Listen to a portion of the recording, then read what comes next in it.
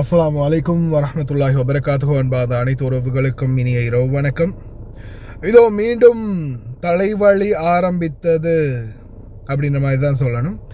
ஏன்னா மறுபடியும் தொடர்ந்தும் தாக்குதலுக்கான நிர்பந்தமே கூடியிருக்குது.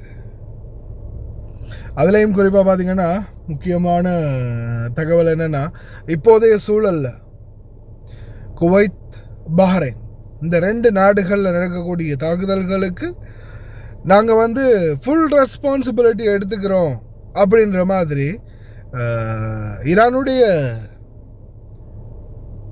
சபாநாயகர் காலிபாப் அதை ஓப்பனாகவே தெரிவிக்கிறாங்க. ஓகே, அதை நாங்கள் இதாகவே நாங்கள் எடுத்துக்கிறோம். یا یه اقدام دیگه میخوام کنم.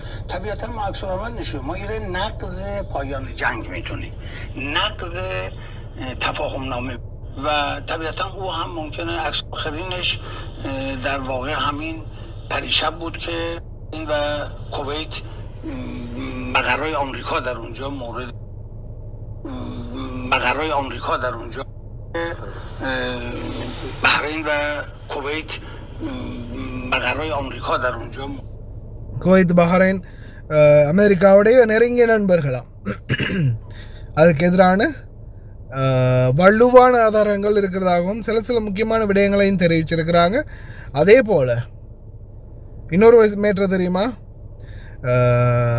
King Hamad bin Isa Al Khalifa, king of the Bahrain, மறுபடியும் தன்னுடைய யூனிஃபார்ம் அணிஞ்சிட்டாரு. கடந்த காலங்களில் பார்த்திங்கன்னா அந்த நார்மலான ட்ரெஸ்ஸிலேருந்து உடனே இராணுவ உடைக்கு மாறி இருந்தார். உங்களுக்கே தெரியும், யுத்தம் முடியும் வரைக்கும் நான் ட்ரெஸ்ஸை கழட்ட போகிறதில்ல, இராணுவ ட்ரெஸ்ஸை கழட்ட போகிறதில்ல அப்படின்னு தெரிவிச்சிருந்தார். எல்லாம்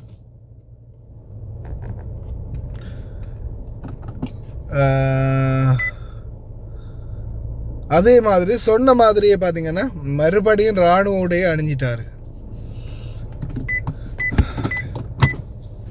என்ன நடத்த போகிறாங்கன்னு தெரியலை, பார்ப்போம். அடுத்த வேட்டைக்கு தயாராகின மாதிரி இருக்குது பஹ்ரைனும். அதே போல் எந்த long term agreement, negotiation with Iran and long-term agreement, technical talks, Tehran based it on previous round of negotiation. தொடர்ந்துமே இவங்களுடைய பேச்சுவார்த்தை இப்போ இன்னைக்கு முடிச்சிடலாம், நாளைக்கு முடிச்சிடலாம், நாளான்னைக்கு முடிச்சிடலாம் அப்படின்றதுலேருந்து இப்போ எங்கே போயிருக்குதுன்னா லாங் டேர்ம். அடுத்த வருஷம் முடிஞ்சிடும் போல், இன்னும் 2 மாதத்தில் முடிஞ்சிடும், இந்த 2 வருஷத்தில் முடிஞ்சிடும் போல், இன்னொரு 5 வருஷத்தில் முடிஞ்சிடும் போல் அப்படின்ற நிலைமைக்கு இப்போ நம்ம இந்த 2 மாதம் 60 நாள் பீரியட்லாம் பேசுகிறோம் இல்லையா, அது நான் நினைக்கிறேன் இன்னும் கொஞ்சம் காலம் போகும்போது இந்த ஈரான் யுத்தம் இன்னொரு 5 வருஷத்தில் முடிஞ்சிடும் போல் அப்படின்னு நினைக்கக்கூடிய காலம் தள்ளப்பட்டுக்கிட்டு இருக்குது. லாங் டேர்ம் அக்ரிமெண்ட், என்னது லாங் டேர்ம் அக்ரிமெண்ட், அதாவது நீண்ட நாட்களுக்கான ஒப்பந்தங்கள். பார்ப்போம், இவனுங்க முடிக்க மாட்டானுங்க. அதே மாதிரி இன்றைக்கி அதிகாலையில் ஈராக்கில் நடந்த தாக்குதல், நாளைய தினம் ஹார்மோஸை தாக்கலாம் அப்படின்ற மாதிரி எச்சரிக்கை விடுத்திருக்கிறாங்க ஐஆர்ஜிசி. அதுக்குரிய தகவல்களையும் வெளியிட்டிருக்கிறாங்க. அதுக்கு ஏற்றாற் போலவே Boxer amphibious group currently operating with the 11th Marine Expeditionary Unit, முக்கியமான யூனிட் ஒன்று சரியா, அவங்க உள்ள களத்தில் இறங்கியிருக்கிறாங்க. அமெரிக்காவுடைய மீண்டும் முக்கியமான ரேடார் சிஸ்டங்களை கண்காணிக்கிறதுக்கு. 2 பக்கமும் மாறி மாறி முருகல் நிலையிலேயே போயிட்டுருக்குது. பார்ப்போம் என்னதான் நடக்குதுன்னு, பிரார்த்தனை பண்ணுங்க.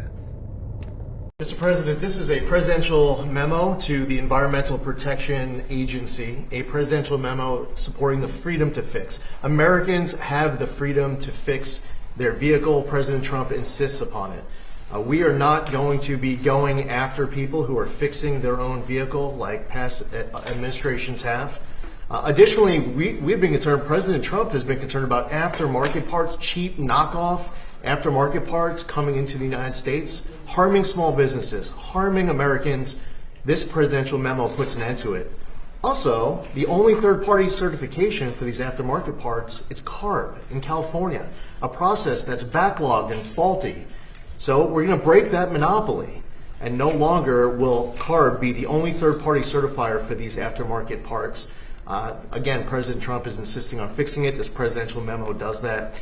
President Trump was calling me up on a Saturday night when this idea first came to his head, and he says he wants to do a press conference right away to get this over the top. In February 2nd, we signed a right to repair for our farmers so that they can repair their tractors and their non-road equipment, and this is covering everyone else.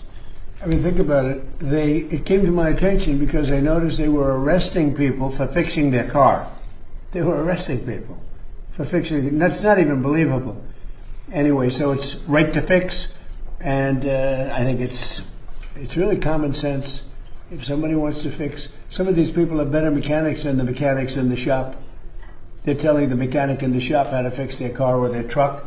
We signed the truck one a little while ago. So I'm going to sign this, and I'll be happy about it. We rule by common sense to a large extent.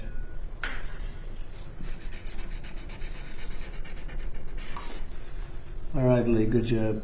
Thank you. Thank you, sir. Okay.